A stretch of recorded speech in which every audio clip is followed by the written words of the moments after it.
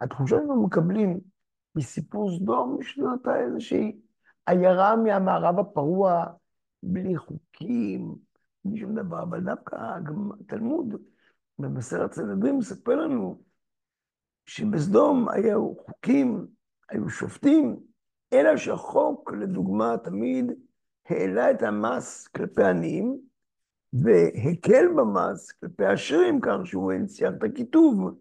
החוק תמיד עזר לגנבים קטנים שלא יצטרכו, לא יתפסו. או לדוגמה, מתואר שם שהשופט מגיע אליו מישהו ומתלונן כנגד אזרח אחר שזרק בראשו אבן וגרם לו פצע מדמם.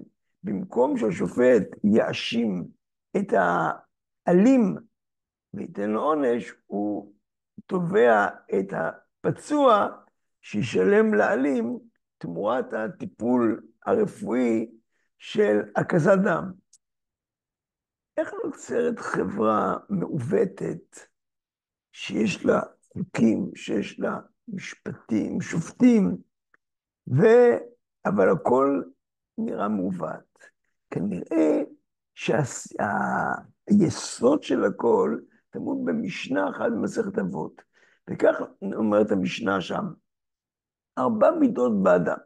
האומר שלי שלי ושלך שלך זו מידה בינונית, ויש אומרים זו מידה סדום. שלי שלך ושלך שלי עם הארץ, שלי שלך ושלך שלך חסיד, שלי שלי ושלך שלי רשע. אז כמובן, כשנתחיל מהסוף, הרשע, הוא לוקח את הכל בשבילו, זה ברור. החסיד נותן את הכל, שלי שלך ושלך שלך. חסיד אמר את האנשים הפשוטים, אז אתה נותן לי ואני נותן לך, חסר לך סוכר, תקבל ממני, חסר לי קפה, אקבל ממך. אבל הראשון, המידה הראשונה, האומר שלי, שלי ושלך, שלך, זו מידה בינונית. כן, הוא ודאי לא רשע, אבל גם לא חסיד, כי הוא דואג לעצמו, מה שלי, לא שלי, ואתה תסתפק במה שיש לך, אז זה בסדר גמור. מה זאת אומרת? ויש אומרים זו מידת סדום. חידוש פה של חז"ל, הרי המידה פה היא מידת ניכור. אדם בא ואומר, מה שיש לי זה שלי, ושלך זה שלך, לא מתערב בך, תתערב לי. הניכור, כשהוא עומד על אדם הבודד, זה יכול לקרות, זה לגיטימי לגמרי. אבל יש אומרים, כשזה לא אדם אחד, אלא חברה שלמה, יש בה ניכור חברתי וכל אחד דואג לעצמו, באותו רגע החברה הזאת תהפוך חברה מידה סדום. כי לא יכול להיות שבחברה לא יהיו אנשים שזקוקים לעזרה, חולים, אנשים שעברו טראומה במשפחה, אלמנות, יתומים. לכן, ברגע שחברה עוברת זה, היא מתפתחת להיות חברה סדומית. האומר, היחיד שלי, שלי ושלך, שלך, זו מידה בינונית.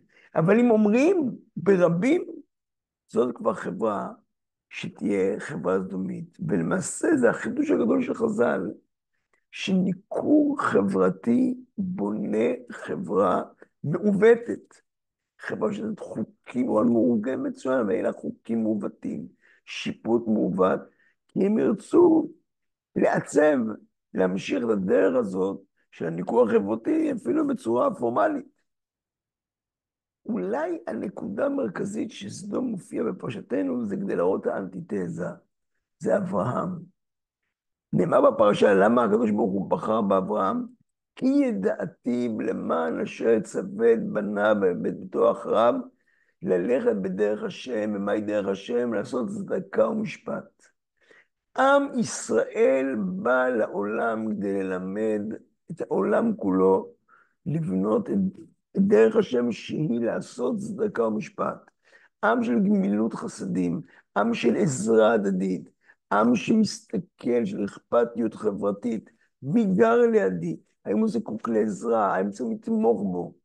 זה למעשה עומד זה מול זה. אברהם מול סדום. חברה מנוכרת של סדום מול החברה שיכולה להביא בשורה לעולם, וקודם כל לנו, חברה שרוצים לעזור אחד לשני, לבנות אחד לשני, מתוך האחדות הזאת, ייבנה פה באמת עם עם מורשת אדירה, שתביא תקווה גדולה למדינה הזאת. שבת שלום.